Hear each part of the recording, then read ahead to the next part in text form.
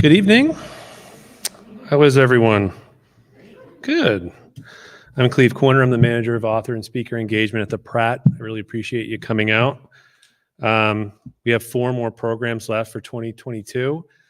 There are some flyers out there. Please come check it out. 2 programs next week, including Rabia Chaudhry, who was Adnan Syed's public advocate. She has a book out about growing up second generation Afghani and how she connected to it through food. So if you're here based on your gastronomic interests, that might be something you're interested in.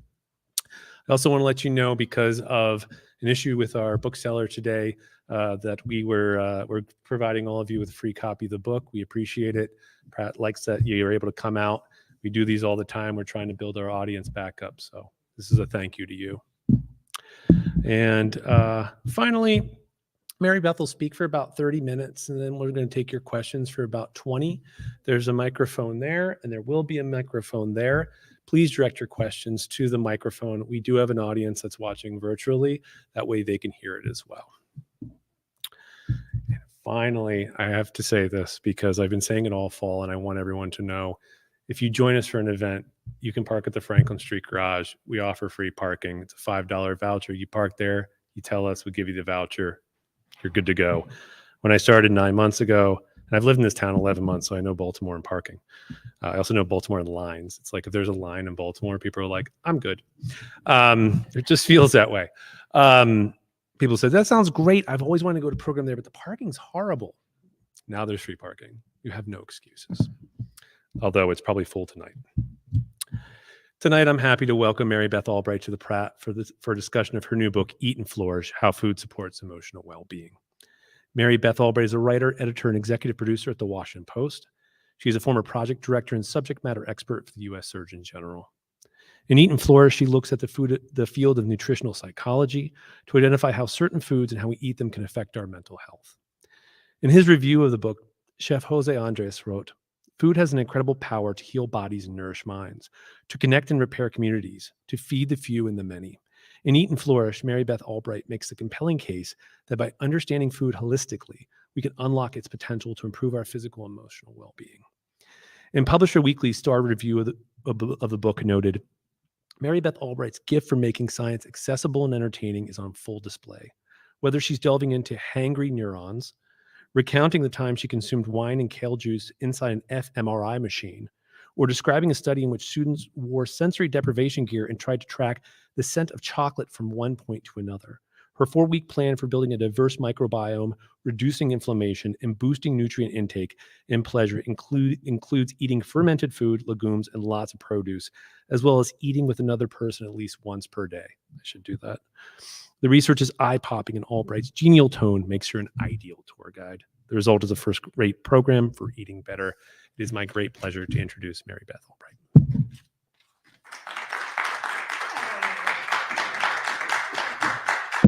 I just can't get over $5 parking. Like I heard that, and that's the last thing I heard. I was like, oh my God, I can't believe $5 parking. Hi, Baltimore. I actually went to undergraduate here. So I really, really love Baltimore. Oh my gosh. And a friend of mine is here too in the audience. It's so fun to like see different people. So I'm thrilled to be here tonight. I do love the Pratt Library. As I said, I went to undergraduate here, and this is one of the great libraries, city libraries. So I'm thrilled to be here. A lot of people, I start out with sort of, how did I decide to write this book? How did I do this? Oh, and hello to the people at home too. I'm a Zoom fan as well, so I'm glad you're here. Food and emotions are entwined, and we can either get to know the biological connection that our moods have with food and make friends with it and learn how to use it. Or we can deny it and be miserable and have all kinds of problems. And I decided that I was going to look deeply into it. And the way that this started is that 15 years ago, I was at the Surgeon General's office, and a journal came across my desk that showed that omega-3 fatty acids reduced aggression in men.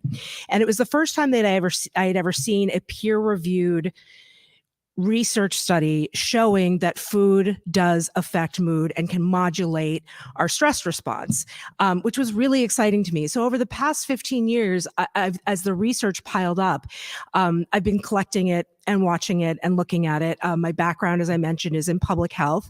I'm also an attorney. I worked in policy. And the research just started piling up that the Western diet was associated with depression and anxiety in women. And then that early life trauma and stress in animals would cause not only depressive and anxiety symptoms, but also gut problems. And so what was that connection? And people really started diving into it, researchers, scientists, and 2020 came around. Everybody here knows what that all meant. For me, also, I was going through a divorce, and it was a lot. And so, bringing together all of this information from public health, from neuroscience, from the culinary arts, from sensory science, I brought together all of these and talked to scores of researchers and went around the world talking to them. And realized that this was research from a lot of different areas that needed to be put together. And so that's what I've devoted my life to doing over the past few years. So what do we know about the food-mood connection?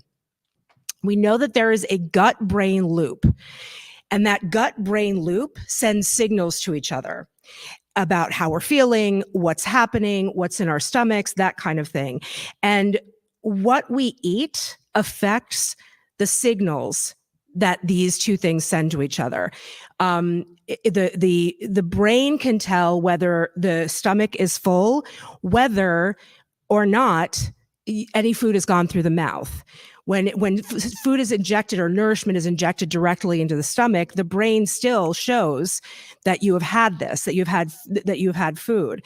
And a lot of people think of the brain and the spinal cord as this nervous system, right? But of course, there are other parts of the nervous system, the peripheral nervous system, and the gut has its own nervous system called the enteric nervous system.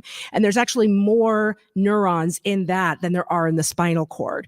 And so everything is going back and forth constantly. In addition, the hormones that travel through our blood and the neurotransmitters that travel from neuron to neuron telling us what's going on and how we feel are created by food. And just like anything else, the raw materials that you put into something dictate the quality of what comes out of it. So in the book, I'm just going to talk a little bit more, then I'm going to do a little reading, then we're just going to talk. We'll just chat. So the book, in the research and in pulling together the research, I realized that there were 4 things to look at. And the first one, you may be happy to hear, is pleasure. Because pleasure is a form of nourishment, whether it's food pleasure or any other kind of pleasure. All of our pleasures use the same circuitry: food, sex, great music, all of those use the same circuitry in our brain. And pleasure is a critical part of nourishment, and it's a critical part of our emotional well-being too. I don't need to tell anyone in here that pleasure really feeds us. And so I devoted the entire first chapter of the book to pleasure. And I believe that we already mentioned that I went through an fMRI, drinking wine and milkshakes and kale juice to see what my brain did. And with a Stanford researcher, and his research shows that there are different parts of your brain that lighting up depending on how often you eat one of these 3 things. So I like ice cream. I like wine. I don't know what to tell you. So but the parts of my brain that get pleasure lit up less because I have had wine in the past week, because I've had ice cream in the past week. And that those pleasure centers actually like newness, so that when I had the kale juice, those centers light up. And there's much more about this in the book, but it's this sort of like neuroscience aspect to our pleasure that we really need to take a look at. Alongside that, there are other things, sensory things that are very important when it comes to pleasure. I talk about, I went down to Florida to Cape Canaveral to check out the space gardening program. And every individual country that has astronauts, including Italy, including France, have their own food programs. And how interesting it is that we get people from these countries.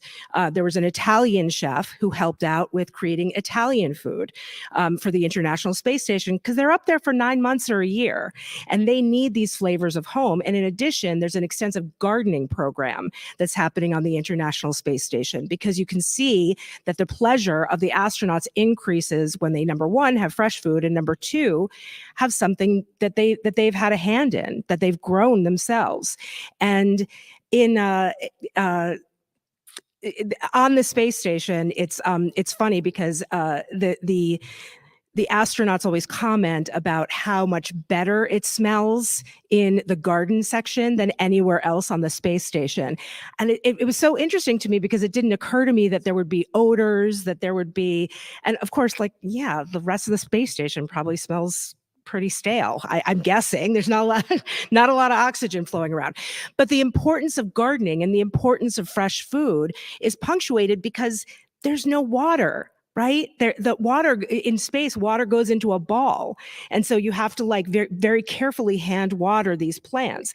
There's no oxygen. So you need to like figure out a way that some of your precious oxygen goes to these plants. But that's the importance of food to emotional well-being because you're up there 9 months or a year, it gets a little wearing. The other interesting thing, this has nothing to do with food, but I'm just going to tell you, they get calluses on the tops of their feet, because they have to strap themselves down so often that they get rid of the calluses on the bottoms of their feet, but then astronauts get calluses on the tops of their arch, which I think is pretty interesting. Another thing that I talk about in the pleasure section is the importance of eating with other people. And it's something that I call the feast paradox. Because when we think about eating with other people, often we eat more, right? Or we eat like foods that we don't usually eat or something like that. The feast paradox is that people who eat with others, indeed, eat more in one sitting, but they also enjoy better health outcomes. And this is really important because right now, the United States, according to the Surgeon General, is in a loneliness epidemic. And every time there is a poll taken of how many meals you eat with other people, the number decreases in America, in Britain, in Japan. And so we are a society that is eating by ourselves. And I think some of that has to do with food shame, right? Or like the things that we associate with food that have nothing to do with the food, like socioeconomic status or that kind of thing.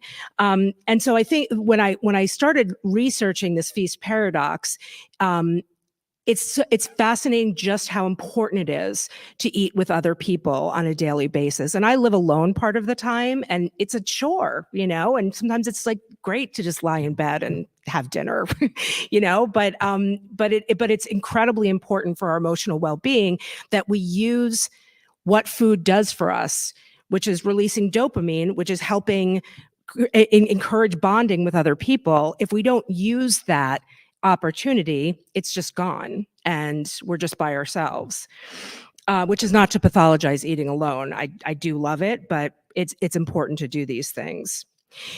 And to remember that we are constantly creating our own comfort foods. There are foods that we ate when we were kids that are really ingrained in our memory and in our brains and in those pathways. But every single day, we are teaching ourselves how to eat. We are creating those comfort foods. And the interesting thing about food and eating for emotional well-being is that all these studies that I'm talking about now, all these studies that happen in the book, the improvements happened independent of weight.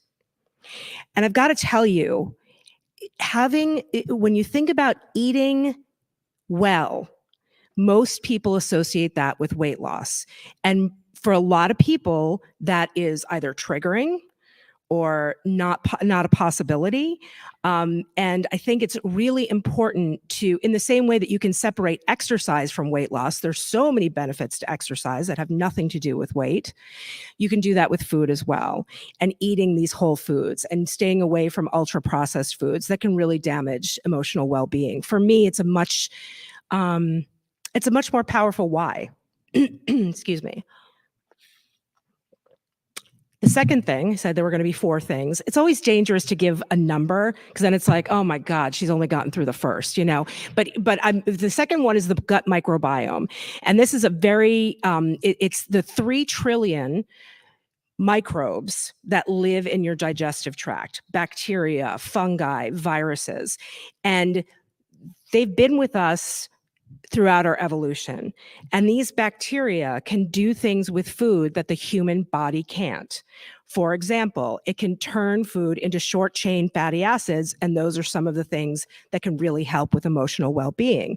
But you have to have these bacteria in your body and feed the bacteria in your body for those to really be effective.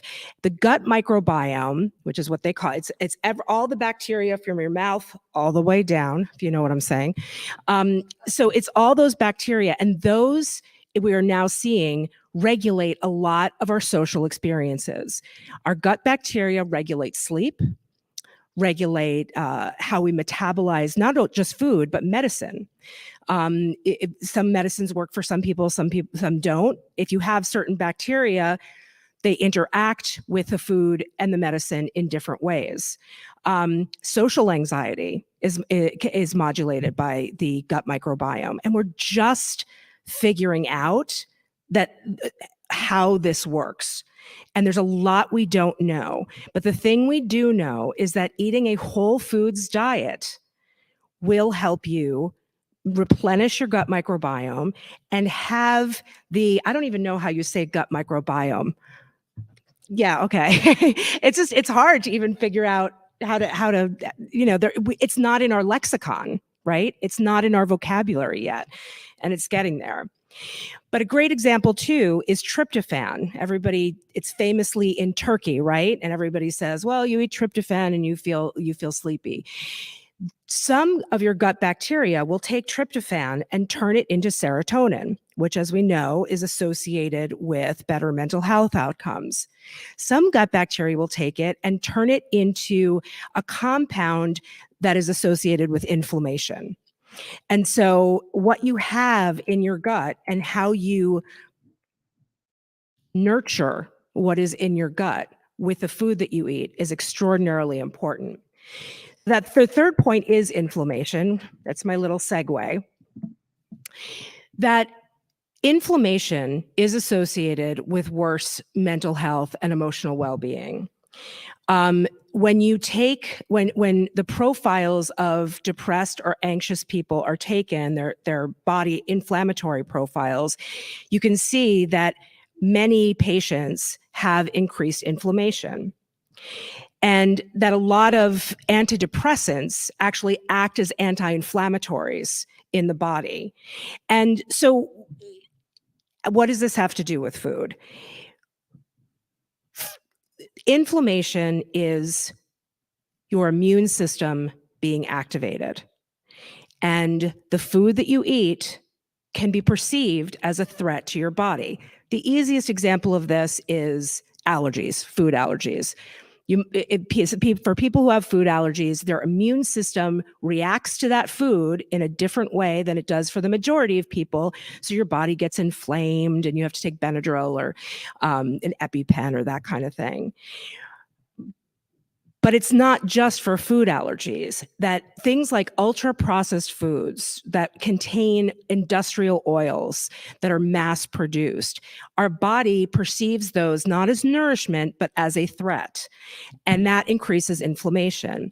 Until about 20 years ago, we thought that the brain was completely protected by something called the blood-brain barrier.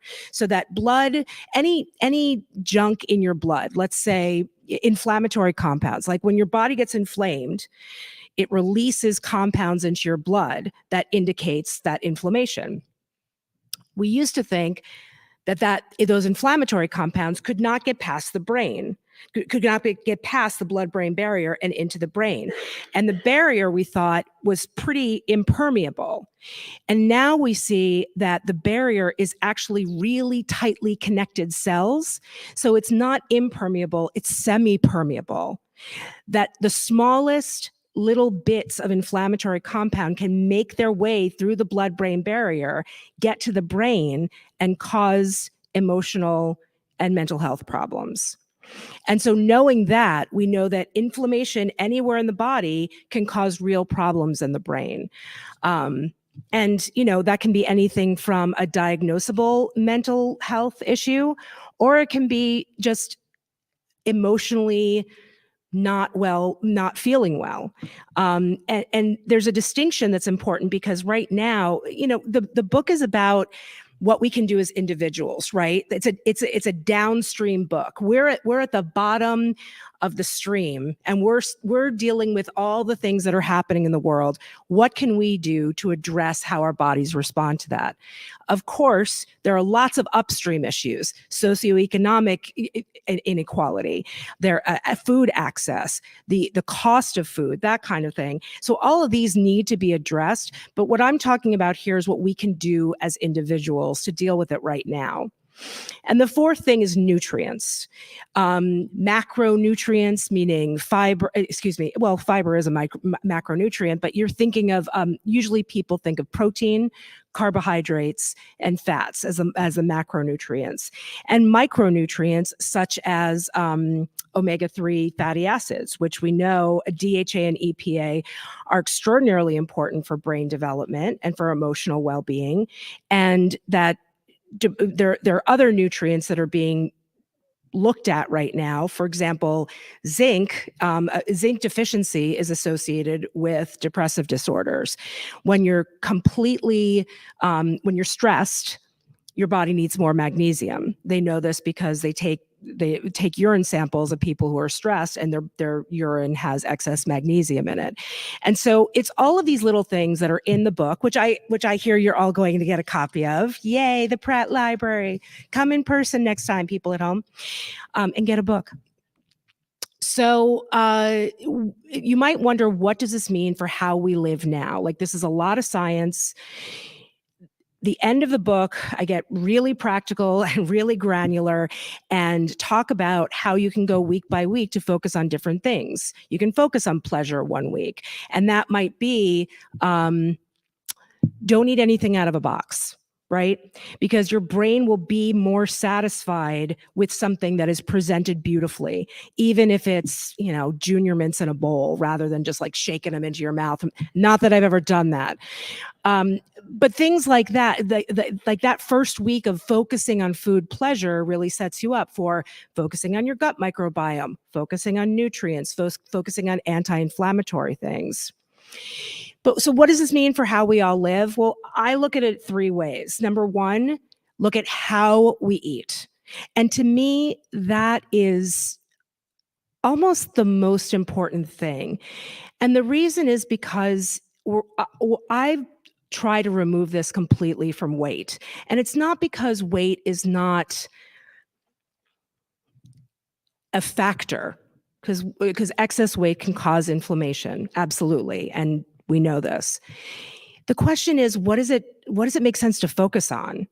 Because right now we have a lot of people feeling really bad about themselves and unable to lose weight, and that's what people feel like they're focused on with food, and it's a constant battle, and that's not the path. It's not the path to eating for emotional well-being. There's all kinds of other things that we can talk about with weight, but for emotional well-being, all of these things happen independent of weight and weight loss. And I think that's extremely important, because right now we're just in a time that we have assumed for decades that we know a lot about weight loss. Let me bring it back to the gut microbiome. In mice, they've done studies that when you take the gut microbiome from one overweight mouse and put it into a thin mouse, the thin mouse becomes overweight. You're offering the exact same food, you're offering them the exact same times, that kind of thing. And then you take the thin mouse's microbiome and insert it into the larger mouse, and the larger mouse loses body fat.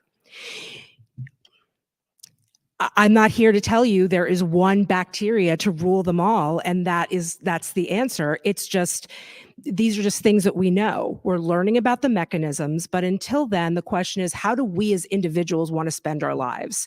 And what do we want to focus on? So I think that's really important, to focus on things like the feast paradox, to focus on things like getting more pleasure out of food. Number two is what we eat. And if there's one thing, everybody, when I do everybody wants to know exactly what to eat, the checklist, and then nobody does it. And I'm guilty of it too, right? It's so easy to think, okay, so if I eat leafy greens and I eat fatty fish once a week, then I can eat cake. And it's like, no, and that's what people are looking for with superfoods, right? Superfoods exist. They're foods that have a lot of beneficial nutrients per calorie, but a lot of people use them as Band-Aids over what we really need, which is a healthy eating pattern. And that's what the evidence shows with the Mediterranean diet, extraordinarily important. But the Mediterranean diet is important for the foods: nuts, whole grains, leafy greens. Stop me if you've heard any of this, of course. Like these are the things that we hear over and over again, right? Fruits, vegetables. But also the Mediterranean diet, importantly, people are very involved with their food. People are very involved with eating together. And so it's the whole thing. The body is a system. It's not just a container for parts. And when we acknowledge them as the body as a system, and we look at the things that we put into it, not only the foods, but also whatever surrounds that foods, we can start to understand better how food can affect our emotional well-being. And the third is pay attention to your emotions, because your emotions affect what you eat, and what you eat affects your emotions. One of my favorite, I wasn't going to read about this, but I'm going to do a little reading from the book now. But one of my favorite studies that they did was hockey fans would come out of a game, and they would give every hockey fan a drink, and it was like a sweet sour kind of drink, right? And the hockey fans whose team won rated it as sweet, and the hockey team whose fans lost rated it as sour. And that's the kind of things, like drinking coffee out of a white coffee cup always tastes better than out of a dark coffee cup or a red coffee cup. I don't know why. We don't know why. And we're learning so much about the human body and the human brain. But until then, these are the tricks that chefs use all the time. Heavy cutlery makes food taste better. You give somebody the exact same dish, one with light cutlery, one with heavy cutlery. The heavy cutlery dish will be rated as higher quality. If you serve something on a round plate rather than a rectangular plate, the round thing on the round plate will taste sweeter than on a rectangular plate. Why? We don't know, but we know that this happens over and over again. And this is what we talk about with neurogastronomy. So I'm going to read just like a little part. It's interesting because when I do these readings, I sort of like think about what's the most interesting part of this to read. And I think this is a good one. This is a section about sight, sound, and touch in the pleasure section. In January 2022, the Italian Cultural Center in Vancouver had a brilliant idea about using food to soothe people. Their usual programming included book clubs or great Italian authors or mozzarella cheese making classes. I didn't bring my glasses. They're in the other room.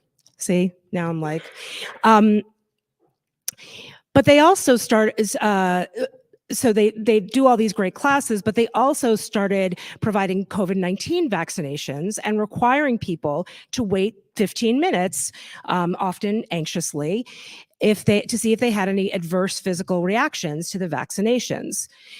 Most vaccination clinics offered a little space for people to sit and stare into space or scroll on their phones.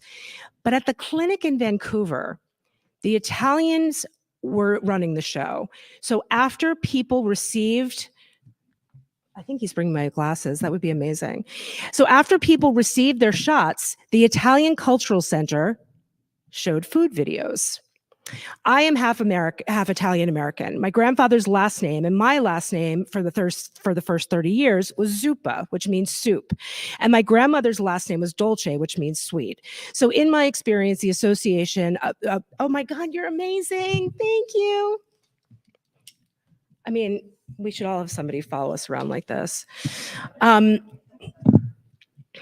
So in my experience, the association around the world between Italy and food is a stereotype, but it's also not wrong. Italians are known for using both passionate emotions and great food to live la dolce vita, the good life, no matter what is happening in the world. At the clinic, patients watched videos of someone stirring an enormous steaming vat of tomato sauce. Tiny pools of olive oil gathering on the surface and then being incorporated back again and again into a swirl of red gravy. Videos of layering lasagna, handmade noodles, meat, cheese. You can almost taste the acidic, sweet tomato bite of thick sauce in the back of your mouth, feeling a little burn on the tip of your tongue because you didn't wait long enough for the sauce to cool. Watching food being made carefully and lovingly is a calming experience. You may have heard the phrase, "we eat first with our eyes," attributed to the first century Roman Apicus, who loved food and luxury. Same Apicus. Researcher Charles Spence, the one who looks at why coffee has worse flavor in a blue cup than in a white cup, has made a career of showing that Apicus's saying is true and examining the effect of sound and touch. Spence is the winner of the Ig Nobel Prize, which is awarded to unusual research that at first makes people laugh and then makes them think. He is the best combination of curious, nutty, and smart. When he was just 28 years old, he was offered his own research lab at Oxford. The last time we spoke before we talked recently was years ago when I was researching flavor creation for National Geographic. When I interviewed him by video recently, he was in Colombia during the rainy season. So I could see that there was a taxidermied goat head on his wall with a top hat smoking a cigar. When I asked him about it, he said, Churchill. I guess this was in reference to the top hat and cigar Churchill often donned, but with a shaky internet connection, I couldn't waste time talking about that. Spence is the clinical godfather of using the senses to heighten food experiences. He consults with high-end restaurants on using his research to enhance dining and ensure a chef's food puts its best foot forward. Spence's research makes you question everything you thought you knew about flavor because he shows that senses other than taste affect how you enjoy food, perhaps even more than taste. Spence's research found that food tastes sweeter when served on a white plate than a black one. Changing from rectangular slate plates to white ceramic plates made the same dessert taste a further 10% sweeter. The color of food is also critically important. According to Spence, color is the single most product intrinsic sensory clue when it comes to setting people's expectations regarding the likely taste and flavor of a drink. Anyone who has ever had a child ask for red flavored juice can attest to this. Foods that are colored more intensely, even by dyes, are identified as more intensely flavored. Spence has conducted similar experiments with wine. In one study, professional sommeliers believed that they were drinking red wine when their glasses were actually full of white wine with red food coloring. People love to fool professional sommeliers. At the University of Bordeaux, 54 participants were asked to smell and describe two wines, one red one and one white. Participants gave vastly different descriptions of the two wines they smelled. The catch? They were the same white wine, but one had food coloring in it, and the resulting paper he titled The Color of Odors. Spence ran a study at a retirement home for British actors, entertainers, and circus professionals called Denville Hall. Denville Hall could be its own book. He and a chef wanted to see if multisensory nostalgia could increase elderly residents' enjoyment levels of nutritious food. They served easy-to-eat, savory ice creams made from nutrient-rich, familiar tastes from their childhoods. Tomato soup and shrimp salad were two. At the same time, they projected photos and played music from participants' younger years. As Spence suspected, nostalgic sights and sounds and flavored boosted participants' enjoyment of their food. In psychology, there is a theory that all memories from adolescence and our early 20s are particularly emotionally powerful. This power is known as the reminiscence bump, and it was on full display in Denville Hall. Food is further perceived as fresher and tasting better when it has visible fresh herbs, regardless of the flavor the herbs provide. Because flavor is created in your brain, your food will have better flavor with the herbs, even if your food does not have better taste with the herbs. So when you have a recipe that tells you to finish by sprinkling some fresh herbs on the finished dish, sometimes you're scrambling in the grocery store like, do I really need these? I'm going to use only a few leaves. All I need is a teaspoon, and now I have to buy an enormous bunch of chives. Yes, you need them if you want food with better flavor. Sound can also be a secret ingredient for pleasurable eating. Sonic seasoning describes how sound affects flavor in the brain and our enjoyment of food. What we hear can make food taste sweeter or lighter or more bitter.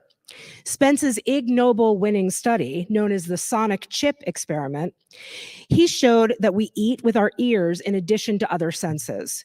The subjects were seated in a sound booth and ate potato chips of varying degrees of freshness. Some chips were right out of the package, some were stale. Spence and his colleagues intermittently piped crunching sounds into the booth.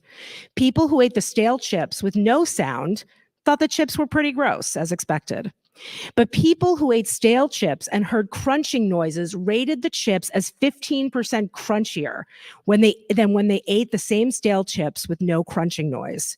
Sound worked on the brain to increase perceived freshness and crunchiness of the chips. Other examples: drinking whiskey in a bright room while listening to the sounds of a lawnmower and birds will make your whiskey taste grassier. Drink it while listening to a fire burning, and it will taste woody and smoky. When bacon and egg ice cream, just suspend your disbelief for a second, but when bacon and egg ice cream was served with sounds of sizzling, it was rated as tasting more like bacon. When it was served with sounds of chickens clucking, it tasted more like eggs. Everything matters in the dining experience, and chefs who make their living off perceived deliciousness know that this is true. We know that music can generally can quickly change our emotional state, so why not our food perception? It's not surprising that fast music increases eating speed and slow music decreases it, but slow music also increases perceived food quality. According to a chef's study, lower-pitched vibrational bass sounds made a dessert taste more bitter and brought out burnt notes, while a high-pitched sound made toffee seem more sweet and floral. And mouthfeel is a brand of touch. Some researchers consider the tongue as a measuring instrument that can determine whether we like a food. My toddler son loved broccoli stalks, but hated the tops because of the way they felt in his mouth. When he was very little, he would take an experimental bite of the top, spit it out, wipe off his tongue, and then hungrily and happily eat the bottoms. Mouthfeel can be affected by so many things, as Cadbury found out years ago. Cadbury's Dairy Milk Bar in Britain is a mouth-coating milk chocolate experience. So beloved that some Brits ship bars to friends in America, and I have been one of those friends. One of the main differences between British and American Cadbury bars is that there's a higher milk fat in the British chocolate, giving it more mouth-coating meltiness. Another difference is that in Britain, fats such as palm oil and shea butter may be used in milk chocolate. In the United States, the law doesn't allow them to be used, so the mouthfeel is different. In the early 2010s, Cadbury changed its chocolate bars in Britain from rectangular pieces to round pieces. And according to research, people associate round foods with sweetness and rectangular foods with bitterness. So although the formula for the chocolate hadn't changed, the perceived taste was sweeter. Dairy milk was a long-beloved UK product, introduced in 1905, and Cadbury swears its dairy milk chocolate recipe has not changed. According to Spence, who later wrote on the phenomenon of the round chocolate bar, chocolate eaters were writing and phoning in droves to voice their concern about what had happened to their much-loved dairy milk bar. In particular, many of them have been complaining that the new rounder format bar was too sweet. Same formula. So thanks. I'll take questions or whatever. Let's chat. Does anybody, or is there a, please use the microphone. We have another 20. Yeah, here's the thing. I did a reading a couple nights ago and I did exactly this. And then I was like, who has questions? And everybody had questions. So I like this as more of like a conversation. So ask me anything. Hello. Hello. So I'm curious about, you have a background in public health and you've read all these studies and all the sciences out there. Is anybody in any position of power, whether at a private institution or a public institution, doing anything with what you've put together in your book? Yeah. That's the one. That's question one. Well, yeah, and I'll answer that question and stand here for question two. I'd love question two as well. The interesting thing about this research is a lot of it is being done in countries other than America. In America, and I say this without any judgment, in America, there are a lot of labs that are studying the gut microbiome that are looking for what one bacteria is going to make the difference. What is the one bacteria that is going to help people lose weight? What is the one bacteria that's going to make people metabolize medication better? That kind of thing. And they're great researchers and they're fantastic. They devote their entire lives to this. But remember, there's a lot of different kinds of bacteria, right? In the other countries, and specifically, I'm thinking of Japan, I'm thinking of Germany, I'm thinking of China, I'm thinking of Australia and Ireland. I don't know if I already said that.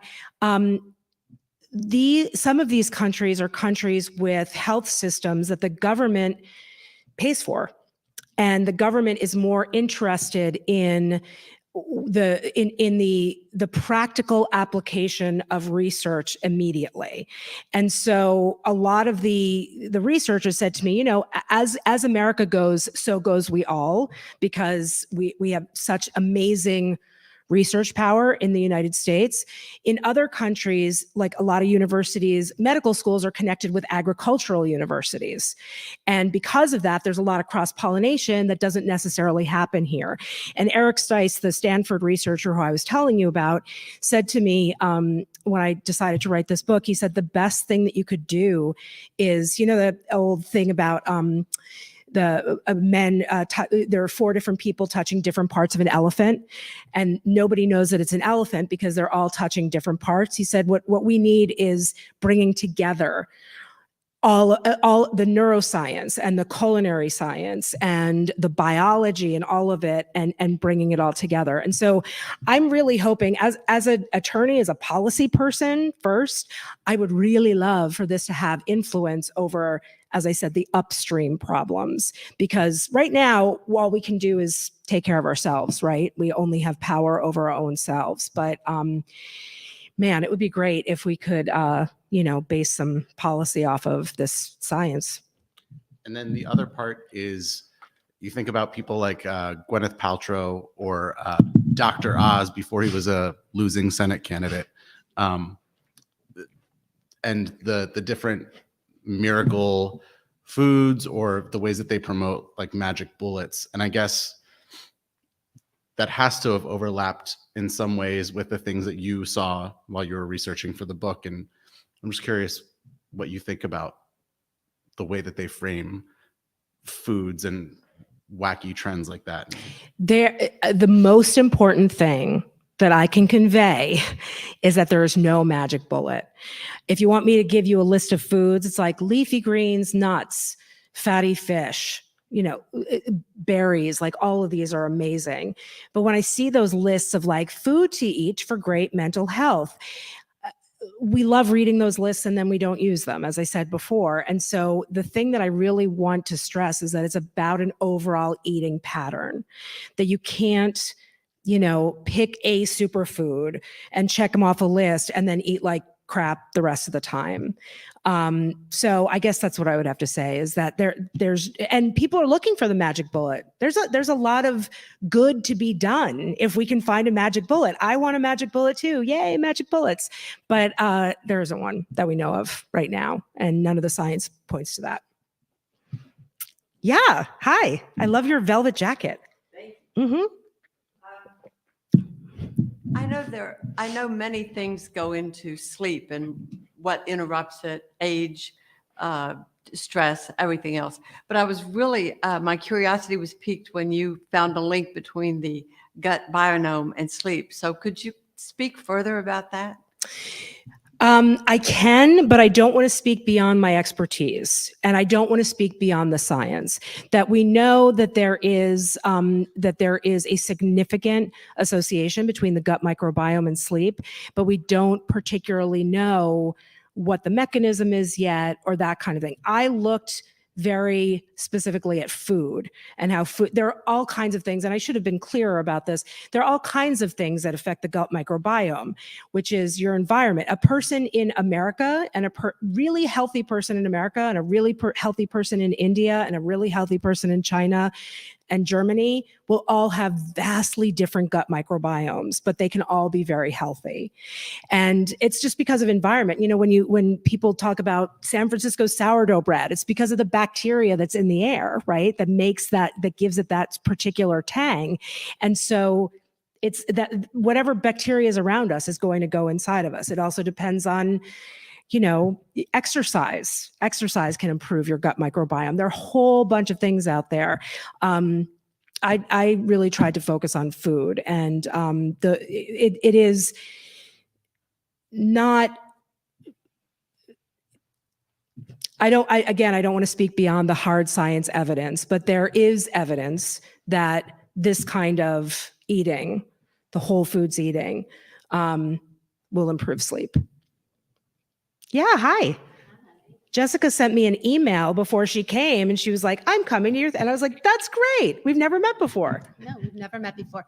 So I'm a weight inclusive registered dietitian that works primarily with disordered eating and eating disorder Amazing. clients Yay, you. for several decades now. And I believe that food holds no moral value. And this is a very strong premise that I use when working with my clients and my patients. And so while I'm fascinated with the research and very food focused, my concern, and I don't know if this is so much of a question, but my concern in what some of the information that you present is that it could lead to a slippery slope of disordered eating, restrictiveness, which we know leads directly to eating disorders. And we have sky high rates of eating disorders right now, and they're the deadliest of all mental health conditions. So how would you be able to frame this book as being helpful without it causing alarm or causing restrictiveness? Sure. In terms of people's food choices. Yeah, and I write a little bit in the book, especially when I write about nutrients, about the problems with orthorexia, which is obsession with clean eating, and about nutritionism, which is when you stop seeing the food and you just start seeing, you know, the vitamins that are in the food. Be advised, Pratt Library will be closing in 10 minutes. The library will be closing. There are worse places to be locked in, let's be honest. Like, it's like that Twilight Zone. The guy. Okay, well, yeah, I mean, amazing. Night at the library. Everything comes to life. The books come to life. Yeah, and I'm really, and I agree with you that I love the way you put it, that food has no moral value, and that's, and I love that you're a weight inclusive nutritionist, because the more that we dissociate beneficial eating, and I even hesitate to use the word healthy, you know, like the more we dissociate beneficial eating from weight results, from, you know, being part of a body ideal or whatever, I think the better it is for everyone. And even in the book, I just, you know, I think it's tragic that we have a word for not hating your body, like body positivity. Like, no, that should just like be the norm, right? That we should have a word for hating your body, not for not hating your body, but it's become so normalized now. And that's why I really try to focus on pleasure. That's why the entire first chapter is about pleasure, because none of this should be restrictive. And I was doing a bunch of press the past few days because the book just came out on Tuesday. And, the idea that you have a list of things that you can never eat again, or that if you eat again, you have to make up for it in some way by eating superfoods, or you have to make up for, having a piece of cake by like killing yourself on a treadmill or something. It's just, I am not a psychologist. Anecdotally, I believe that is a big part of the problem and why people just sort of tend to be like, oh, forget about it, and just go back to ultra processed foods, which, if there's one thing to do, if you want something, if you want a list, the one thing I would say is avoid ultra processed foods. That doesn't mean not having potato chips. It means not having mass produced potato chips. It means, and again, but if you want to have a bag of Lay's, have a bag of Lay's, because a healthy eating pattern can handle those blips in the pattern. So I don't know if that answers. But it's a really, the other thing that I wanted to make sure of when I was writing the book, because I'm really sensitive to this, and we all know that deprivation, like it ruins the exact emotional well-being that we are pursuing. So depriving yourself of something because you say that I'll feel better about it 10 years from now. I mean, that's not a solution. And I think we know that for people who are like, raise your hand if you don't raise your hand, but it's like when you're in that state, it's really hard to look beyond what your immediate need is. And so I'm sensitive to that. I'm also sensitive to making sure that everyone knows that this is not about throwing away your antidepressants. This is not about, not going to talk therapy. Like I am in favor of evidence-based ways to get at the mental health and emotional health crisis that the world is in right now. And this is a tool in the toolbox. It is not a magic bullet, but it is a tool, and there is significant evidence that this tool works. Anyone else? Even though the library is closing in 10 minutes. But it's fine. And you can always find, and my email address is public at the Washington Post, plus hit me up wherever. I love talking to people about this stuff. I could talk about it forever. So any feedback, all of it is really appreciated. Mary Beth, thank you so much. Really appreciate it. Hey, thank you. I'm always happy to be in Baltimore, and I'm always happy to be at the Pratt. It's a fantastic institution. Yay, libraries. We very much appreciate it.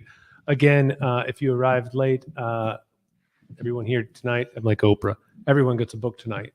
They're under your chair. You get a book. You get a book. You get a book. So please see my colleague Sophie if you came in late. Fill out a form, and we'll send you a copy of the book.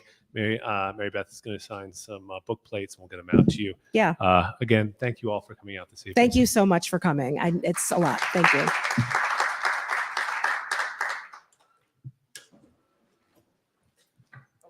Oh, you're opening the door. What's going to happen?